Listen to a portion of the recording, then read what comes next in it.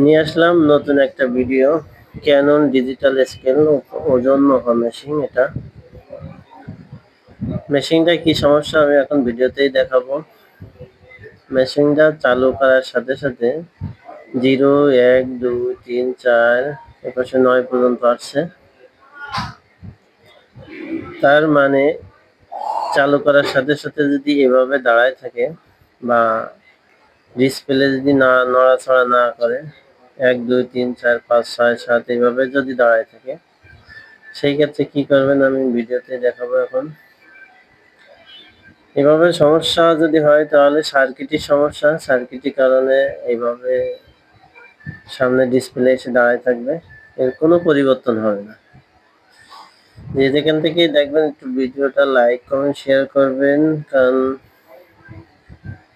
আমরা regular video ছাড়ি। এই যে আমি বাটনেও চাপ দিচ্ছি কিন্তু কোনো কাজ হচ্ছে না। আল্লাহ হাফেজ।